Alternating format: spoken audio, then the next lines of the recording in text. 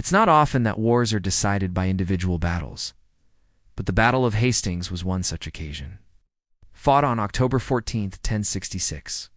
This battle between the English and the Normans at a place called Senlac Hill, near Hastings in southern England, would change the course of English history forever. For centuries, England had been a loose collection of kingdoms ruled over by a collection of kings who were often more interested in fighting each other than in defending the country from outside threats. But in the mid-11th century, things began to change. The various kingdoms were gradually being consolidated under the rule of the English monarchs with one kingdom at a time. By 1066, only 3 kingdoms remained independent: Northumbria in the north, Mercia in the middle, and Sussex down in the south. And although all 3 were technically still independent, they were effectively vassals of the English king, Harold Godwinson. Harold had become the King of England in January of that year following the death of his father-in-law, Edward the Confessor. He inherited a kingdom that was stable and prosperous, thanks in no small part to the efforts of his father-in-law, who had campaigned extensively to reform the English monarchy and its administration. Harold inherited an administrative system that was more centralized than ever before, and a treasury that was overflowing with cash. Unfortunately for Harold, though, he also inherited a claimant to the throne in the form of a man named Harald Hardrada, the King of Norway. Hardrada had long felt that he had a claim to the English throne, and he wasted no time in making that claim known. In 1065, Hardrada invaded northern England with a massive army, but Harold Godwinson defeated him at the Battle of Fulford Bridge in September of 1066. But while Harold had successfully defended his northern border, he soon found himself facing another threat from the south. This time it wasn't an invading army, though. Instead, it was a disgruntled former ally. You see, Harold had once been allies with a man named William, Duke of Normandy. But when it came time for Edward the Confessor to name his successor, Harold was chosen over William. And so William, feeling that he had been wronged, began plotting revenge. William raised an army and invaded England in September of 1066. But Harold's brother, Tostig, who had been passed over for the throne in favor of Harold Godwinson, defected to William's side. Together, they landed an army of about 7,000 men in the south of England. Harold marched south to meet them, and after some skirmishing, the 2 armies met on October 14, 1066, at Senlac Hill near Hastings. The English Chronicle makes it clear that the English outnumbered the Normans. The Anglo-Saxon Chronicle entry for the year 1066 tells us that the English army consisted of 8,000 foot soldiers and 2,000 horsemen. While the number of Norman soldiers is not given, however, most historians agree that the numbers given in the Anglo-Saxon Chronicle are almost certainly inflated. The Chronicle was written many centuries later by monks who were clearly biased in favor of the English and against the Normans. In fact, modern estimates put the size of William's force between 5,000 and 9,000 men, which means that William may have actually fielded a larger army than Harold. Another advantage that William had in this battle was on his side was his mounted knights.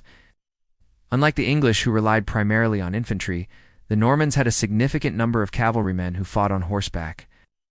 According to the accounts of the battle, which are somewhat biased towards the Normans, the battle began with a heavy rain, which lasted until around noon. During the morning, both sides took up their positions. Harold positioned his infantry in a line across the top of Senlac Hill, with his cavalry on either wing. William, meanwhile, placed his knights in the center of his line and his infantry on the wings. The battle began in the afternoon when the Normans attacked the English left wing. After a fierce fight, the English were able to drive the Normans back, but the Normans soon returned, and this time they managed to break through the English lines. When the Normans broke through the center of the English, it looked as if the battle was lost. But Harold rallied his troops and they fought back against the Normans. According to the account of the battle written by the Norman monk Orderic Vitalis, Harold was nearly captured during this part of the battle. As Vitalis tells it, Harold's shield was shattered by a Norman knight named Hugh de Grandmesnil, and then Harold's horse was killed beneath him. But Harold managed to escape capture. In reality, it doesn't seem likely that Harold was ever in any real danger of capture. There's simply no evidence that any of his knights attempted to pursue him once he got away. It's far more likely that the story of Harold's supposed prowess in battle was simply propaganda. Written by the monks in the English Chronicle to glorify their Saxon king, as the battle raged, Harold's brother Tostig found himself in a precarious position. Tostig had switched sides and was now fighting for the Normans, but he had brought with him a contingent of housecarls, elite warriors loyal only to him. And when he gave the order to attack the English, they refused. Tostig had hoped to use these housecarls to make a name for himself during the battle, but instead they simply watched as the battle raged around them. Eventually, Tostig became so frustrated with his housecarls that he drew his sword and charged into the thick of the fighting. There he fell, mortally wounded. According to the English Chronicle, he was killed by a blow from an axe. But Orderic Vitalis claims that Tostig was slain by a single arrow. Either way, he died during the battle. Meanwhile, as night fell, the battle began to turn in William's favor. With their infantry broken and their cavalry routed, the English were on the verge of defeat. Then, just as William's knights were preparing to deliver a final charge, Harold fell. According to Orderic Vitalis, Harold had been in the saddle for so long that his horse was exhausted and collapsed beneath him. When the horse fell, Harold was unable to get up. His vitals seized. This was when he was killed. A French source claimed that Harold was struck in the eye by an arrow, but this detail is almost certainly a fabrication by the anti-Norman monks writing the English Chronicle. With their leader dead, the English lost any will to fight. They fled the field or surrendered to the Normans. William had won. In the aftermath of the battle, William wasted no time in consolidating his control over England. He marched on London and forced the city to swear fealty to him. Soon, all of England was doing the same.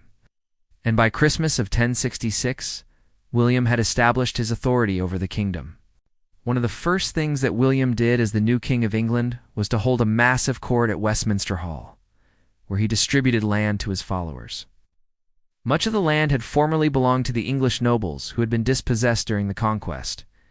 But William also granted land to many of his followers from Normandy. This redistribution of land led to a huge influx of new Norman settlers into England. And over the next few decades, the Normans would become the dominant group in English society. Following the Norman Conquest, as it came to be known, England would never be the same. The Normans introduced many changes to the kingdom, including a new legal system, a new administrative system, and even a new language. All of these changes would have a profound impact on the development of English society and culture. Perhaps the most important legacy of the Norman Conquest is the introduction of French as a language of the English court. Although English would remain the dominant language of the kingdom, French would be used by the ruling class for centuries to come. In the long run, the influence of the Normans would have a positive effect on England. Under the rule of the Normans, England would become a more centralized and efficient state.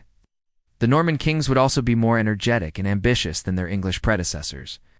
As a result, England would emerge from the period of Norman rule as a much stronger and more prosperous kingdom. It's hard to imagine that a medieval battle in southern England could have such a profound effect on the English people, but the Battle of Hastings did just that. The defeat of the English by the Normans at Hastings in 1066 would change the course of English history forever. Thanks for watching.